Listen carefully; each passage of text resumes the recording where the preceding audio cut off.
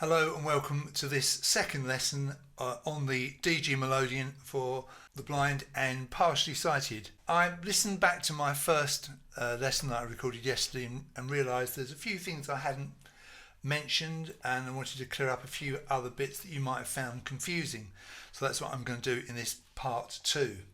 First of all, I'm just going to tell you about this word box. A lot of Melodeon and concertina players use the word box to describe their instrument, particularly with the Melodeon, because it basically is a box with a fingerboard attached on the right hand side.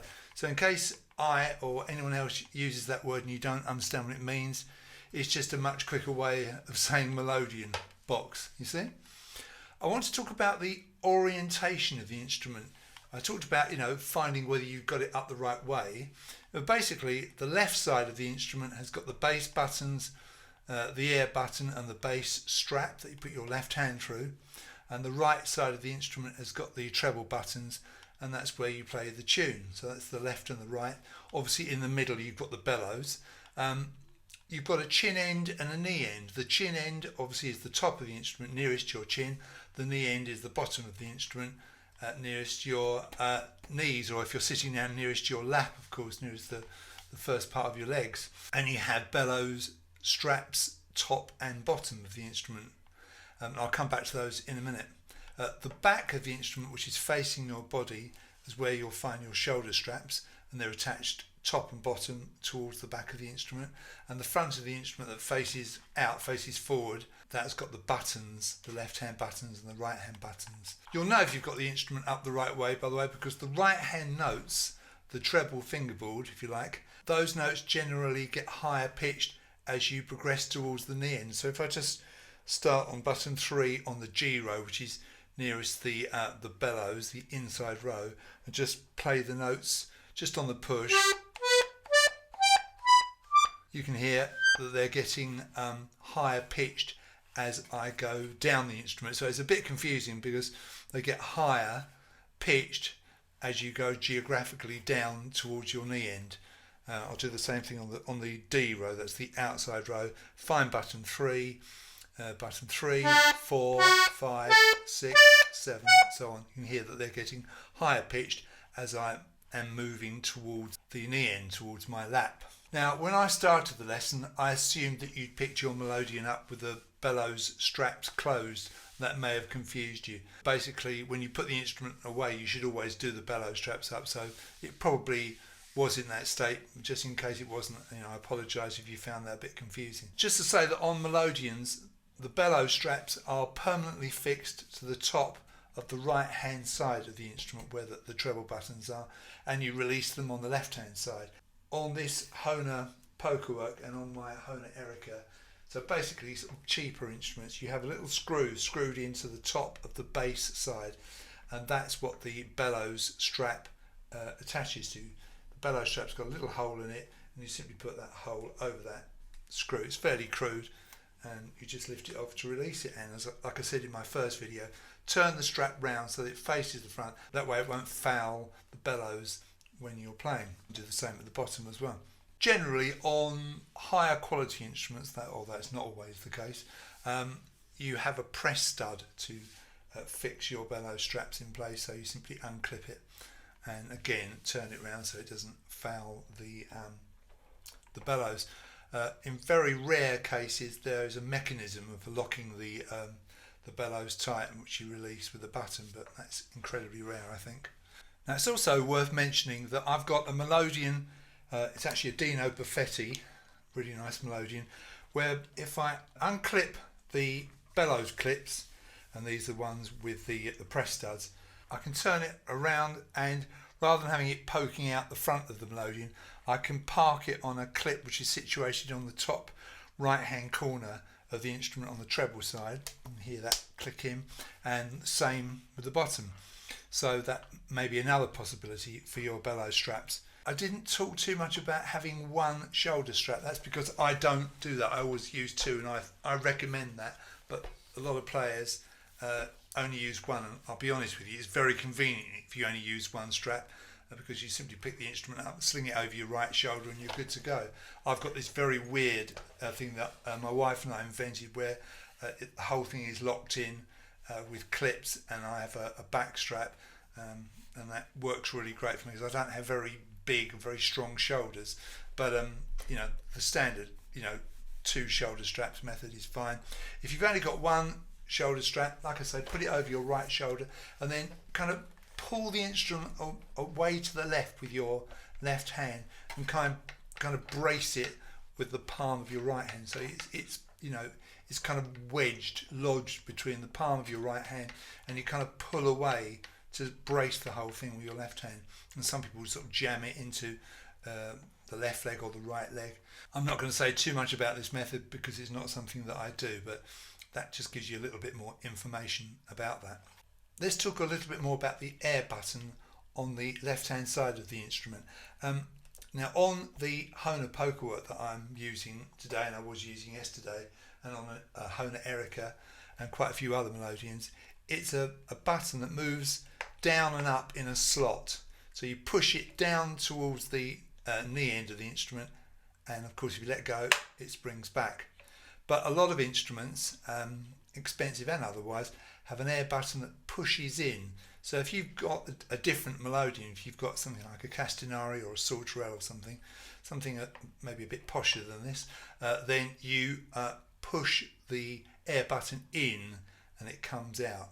Okay, so it may go in and out rather than down and up like it does on this one. So just, if you were a bit confused by that and you're thinking, well, my air button doesn't go down, it might just push in, and when you release it, it pops out again. So there are different sorts of air buttons. I'm going to talk a bit about the layout of the instrument. This isn't something I mentioned that much yesterday, but it is very important to understand which layout you've got. I'm talking about the right hand side of the instrument where you play the tunes, and there are 3 basic layouts that you can have. Third buttons start with accidentals, which is what I've got on this instrument.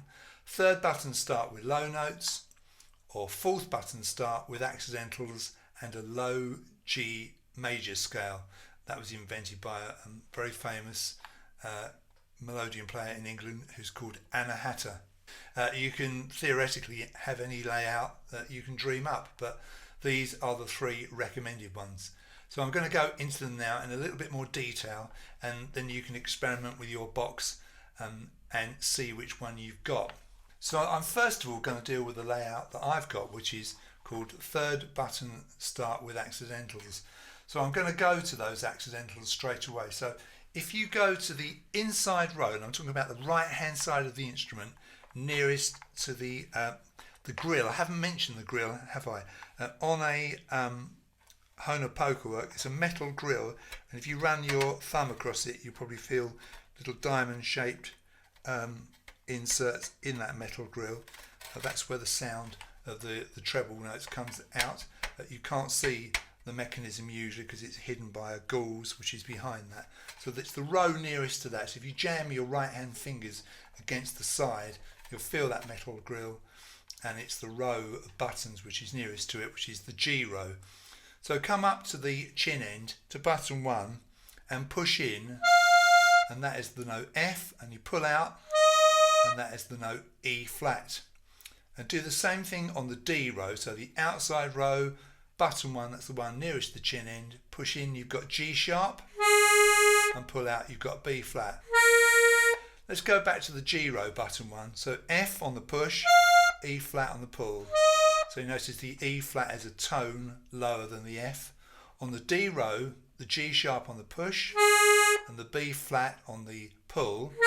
That B flat is a tone higher than the G sharp. So in both cases there's 1 tone difference between the notes. So what's all this about? Why do we have these weird notes? They don't run in sequence, do they? If I run up from button 3 on the push, on the G row, 3, 2, 1. It's weird, isn't it? The G and the D that you've got on buttons 3 and 2, they make sense because they're all part of the G major scale, but then you've got this weird high pitched F. So what's it all about? Well, basically in the key of G major, the key of the G row, you've got 1 sharp, F sharp. You'll find that F sharp on button 2 on the pull, button 6 on the pull, and on button 10 on the pull. You'll find it in 3 places.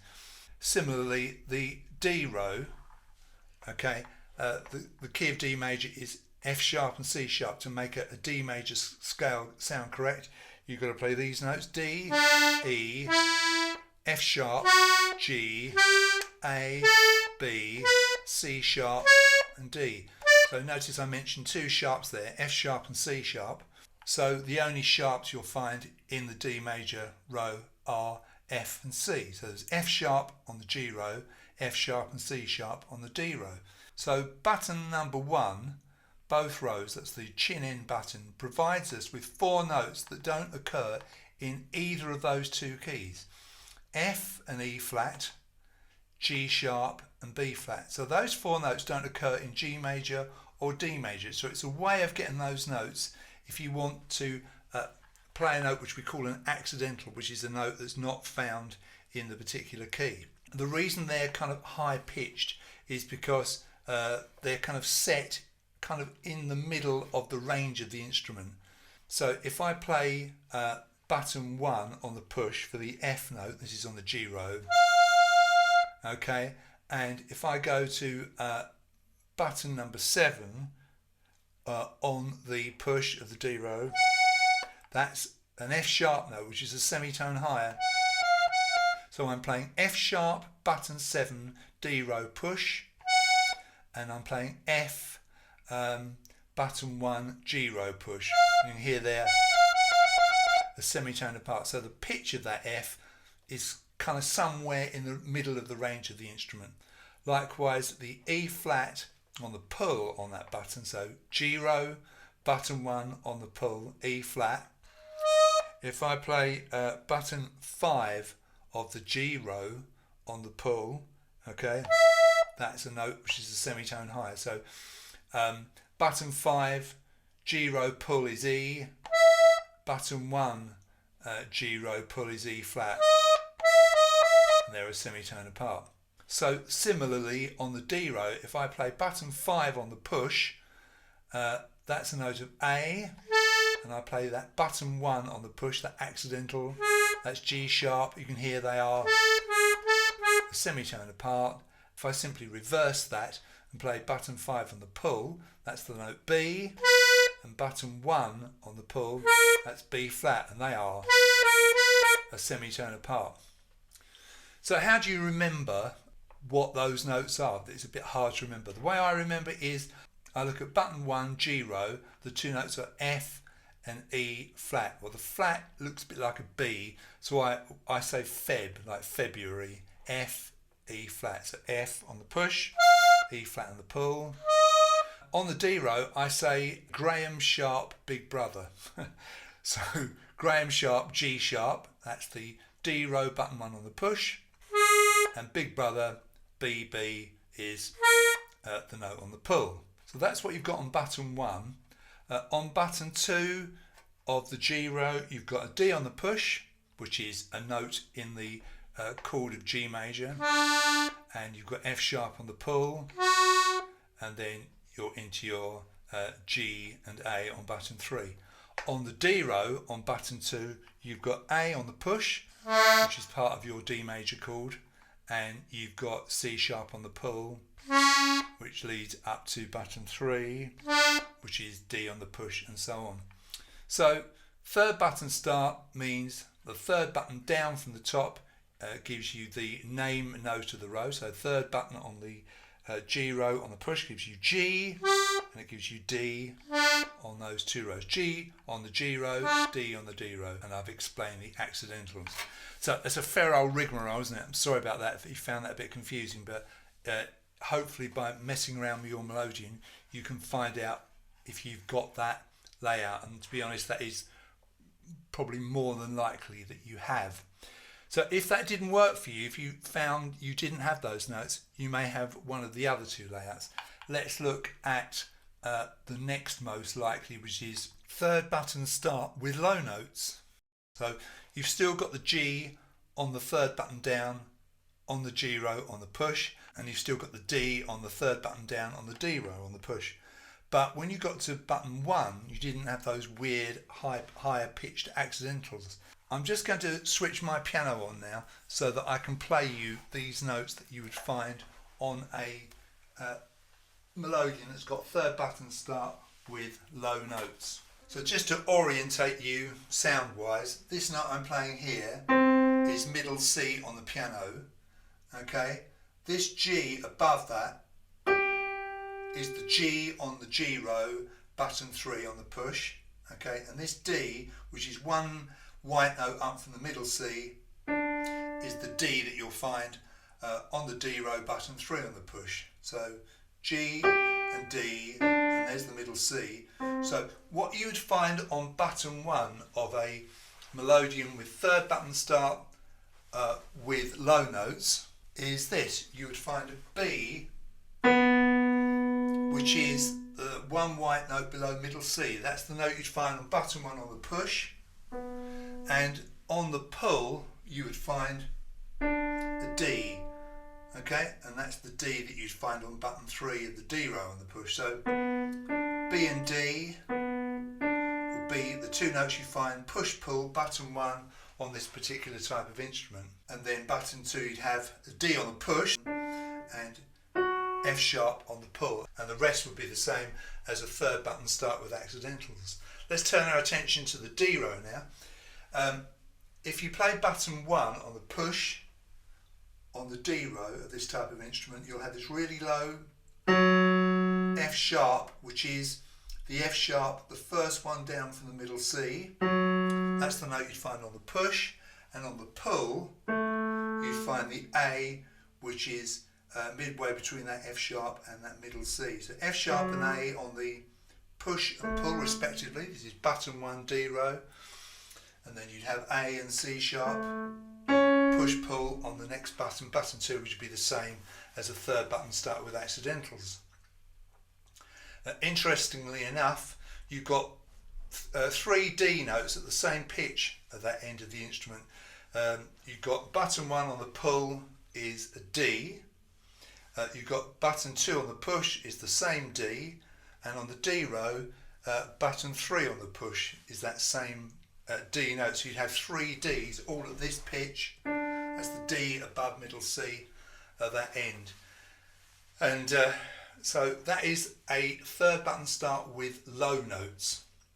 So you can play your buttons on your instrument and see if you've got that. It's not very likely that you've got that, but it's not beyond the bounds of possibilities. I mean, to be honest, when you buy a Melodeon and you're starting out, it's a bit of a lottery, because some people don't even know what layout they've got when they're selling their Melodeon. So you may not even know until you receive your Melodeon through the post.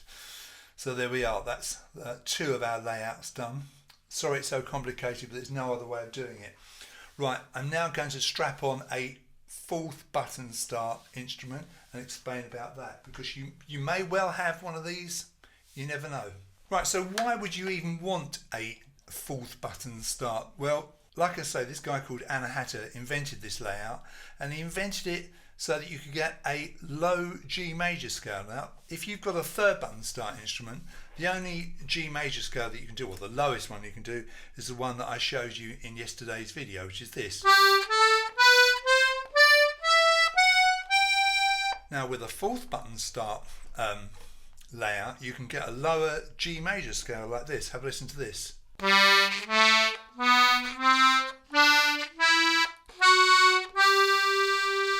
So you heard an octave lower there than the one that I did earlier. So that's a low G major scale, which you can get with this particular layout. So it's 4th button start. So pretty obviously the 4th button down on the push on both rows gives us G on the G row and D on the D row. And that means we can get some extra notes. In fact, we've got an extra button that we can put some notes on, and it's button 2. At the chin end are our accidentals that I showed you earlier with our 3rd button start with accidentals layout, so that's okay. It's button 2 that give you some new notes. On the G row, you've got B and C on the push pull. On the D row button 2, you've got G, A, push, pull, and then when you get to button 3 of both rows, that's the same as button 2 was on the other layouts. So it's that button 2 that is different on this 4th button start. So if you wanted to play that G major scale, that low G major scale, you go to D row button 2, push, pull, that's your G, A. You go to your G row button 2, push, pull, that's your B, C. Come back to the D row and go to the 4th button, push, pull, that's D, E. Go back to the G row, back to button 3 and pull out to get F sharp, and then stay on the G row, go to button 4, below that push, and that is G. So you've got G, A on the D row, then you've got B, C on the G row, and then D, E on the D row, and then you've got F sharp on the G row and G on the G row. So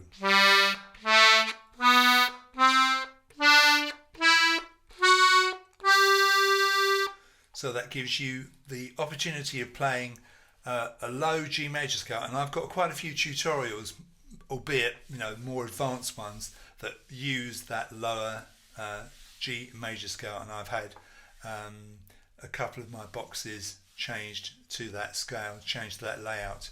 So that's a pretty useful layout, but by no means necessary when you're beginning. So hopefully you've had your Melodeon in your hand, trying out your Melodeon, and you've found the layout that your instrument has got in amongst all that. Sorry it was so complicated, but there's really no other way of doing it. So I hope you found that interesting. Let's talk about the chords now, because these are important, aren't they? And this is the last thing I'm going to do in this video. I talked about the chords and I said they are on the odd numbered buttons. So buttons 1, and button 1 of course is nearest the chin end. So you've got 8 buttons in 2 rows of 4. So button 1 on the outside row, the row nearest the outside of the left of the instrument. On the push you have a D major chord, and on the pull you have an A major chord. If you go down to button 3 on that row, on the outside row, on the push you've got G major chord, and on the pull you've got D major chord.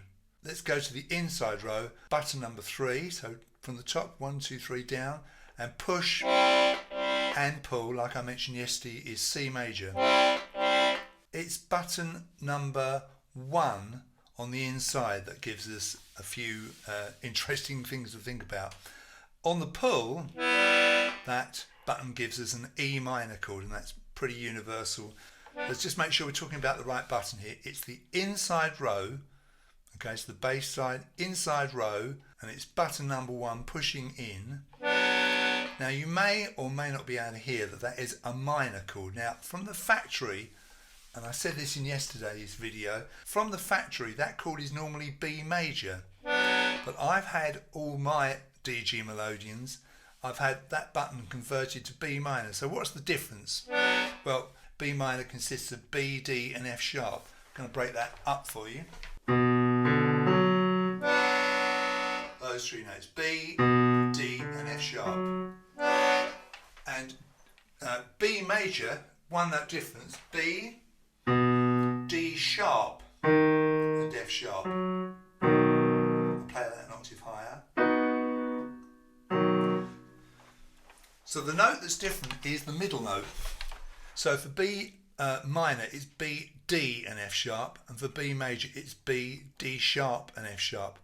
So if your instrument has come straight from the factory, or you bought it from someone who never changed it, then you possibly got a B major chord there. It's not a deal breaker, it's not at the end of the world, and there's a way of getting a kind of a B minor chord even though you've got that B major chord. And that sounds very complicated. Please don't worry. It doesn't matter whether you've got B major or B minor, but that might help you to decide which chord you've got. So basically you've got G major, D major in 2 positions, C major on 1 button, both push and pull, and you've got B major or B minor. I've got B minor and E minor. Those are the chords that we have, and if you're not sure what I mean by a chord, it's where we stack 3 notes one on top of the other to get that lovely sound. The bass notes, the notes that we find on the even number buttons, 2, 4, okay, on both rows, okay. They are single notes, but sometimes they're an octave apart, but it's basically one note, whereas a chord is 3 different notes stacked one on top of the other. Now, while we're talking about chords, it's definitely worth mentioning that you might possibly have a Melodeon which has the facility for removing the thirds from the chords. Let me explain what I mean. This particular Melodeon has got all the normal chords, the 2 D major chords on the pull and on the push. It's got the G major chord on the push, the 2 C major chords, push and pull, and it's got, this one has been converted to B minor here and E minor. But sometimes you have, like I say, a Melodeon that can have the thirds taken out of the chords. Let me explain. A major chord consists of 3 notes taken from the scale, the first, the third and the fifth. So when we play our G major chord, what we've got there is 3 notes, and they are G, B and D. When we play a D major chord, we've got 3 notes, and they are D, F sharp and A. When we play a C major chord, the 3 notes are C, E and G. When we play an A major chord, we've got A, C sharp and E. When we've got a B minor chord, that is B, D and F sharp. And when we have E minor, it's E, G and B. So 3 notes. But if we take the third out of those chords, so for instance, if I take my C major chord here and I take the third out, it sounds like this. What we've got there is just the first and the fifth. So rather than having C, E and G, I've just got C and G. Okay, let's have a listen to another one of those. If I play my B minor chord here, take the third out, I've got this, and that's just got B and F sharp.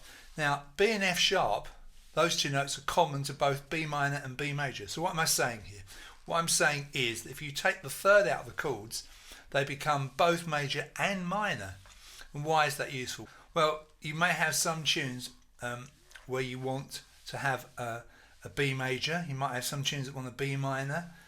You might have some tunes that want a C minor or a C major. With this kind of facility of removing the thirds, you can now cater for both major and minor chords. You can have both D major and D minor, A major and A minor, G major and G minor, C major and C minor, B major and B minor, E major and E minor. So it doubles, doesn't it, what you're capable of playing. Okay, these 5 chords, as we call them, they're a bit thin, they're a bit stark, but they're definitely very functional.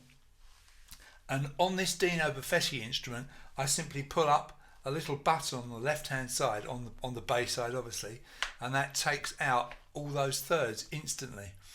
Now, some Melodeon players haven't got this facility on their Melodeon, so they either do it themselves or they get a fettler to actually physically take out the thirds of those chords, and you can do it in various ways. You can tape over the thirds inside the box.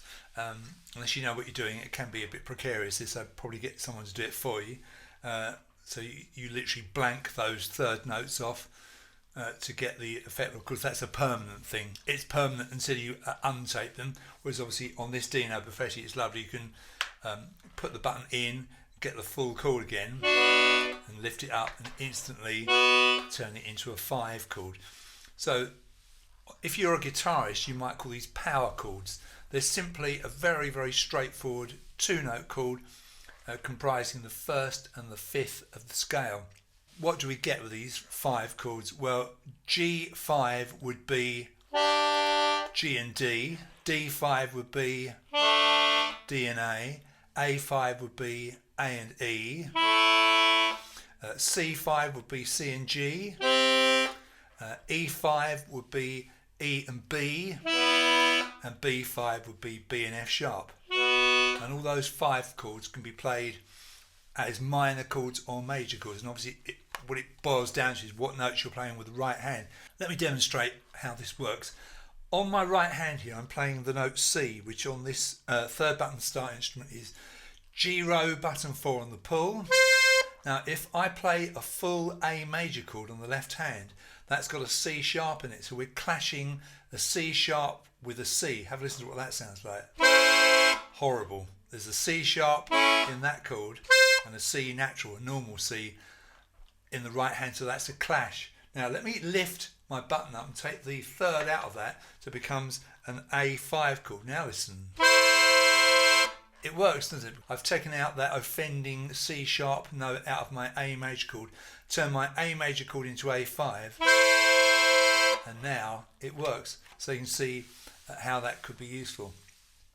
I mean, you may not have this facility if you've got a straightforward Hohner poker work or Hohner Erica in DG. You probably haven't got this facility. So if you've got this facility to take out the third from the chord, that's great.